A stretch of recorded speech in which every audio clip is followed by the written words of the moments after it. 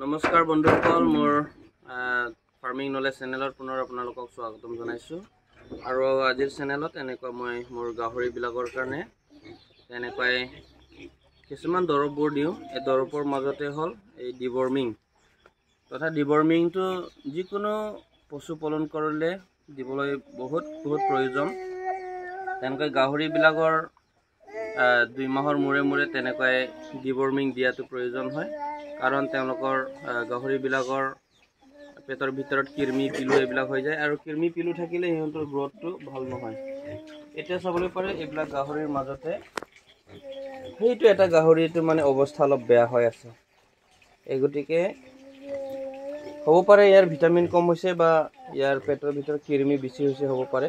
সেইটোৰ কাৰণে মই এতিয়া বৰ্তমান তাক প্ৰথম ট্ৰিটমেণ্টটো মই ডিৱৰ্মিং দি চাম বুলি মই ভাবিছোঁ। কাৰণে আজি ডিৱৰ্মিং দিম বুলি মই এই ডিৱৰ্মিং লৈ আনিছোঁ। Albendazole and ivermectin oral suspension ৱেট ৱৰ্ম নল, মানে এইটো ৱৰ্মটো গোটাই পেটৰ পিলুটো গোটাই মৰাই দিয়াৰ কাৰণে।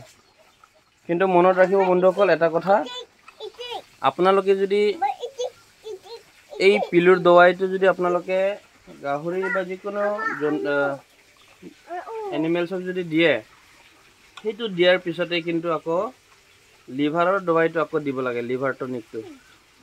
যদি মই আজি সেইটো দিছোঁ, কালিৰ পৰা আকৌ লিভাৰৰ দৱাইটো দিব লাগিব। তো বন্ধুসকল, এতিয়া মই এইটো দৱাইটো ইয়াত গাহৰিক মই খুৱাম। এইটো মই চিৰিঞ্জ এটা লৈছোঁ। চিৰিঞ্জ দি মানে দৱাইটো মুখত সানি দিলে তাৰ একদম মুখৰ ভিতৰলৈকে গৈ পায়।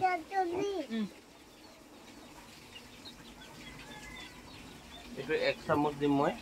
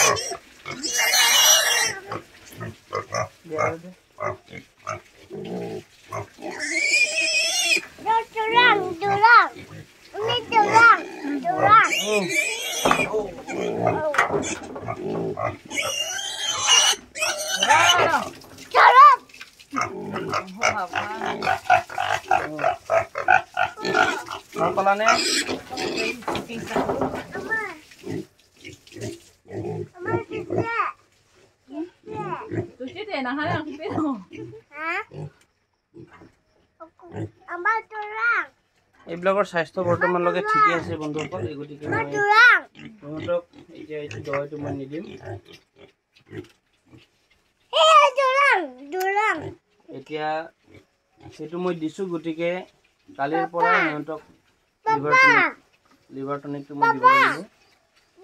লিভাৰ টনিক কিহৰ কাৰণে দিব লাগে বুলি ক'লে, সিহঁতৰ পেটৰ ভিতৰত যিমানখিনি বীজাণু আছে এইবিলাক বীজাণুটো গোটেই মানে ডিৱৰ্মিংটো দিলে শেষ কৰি দিয়ে।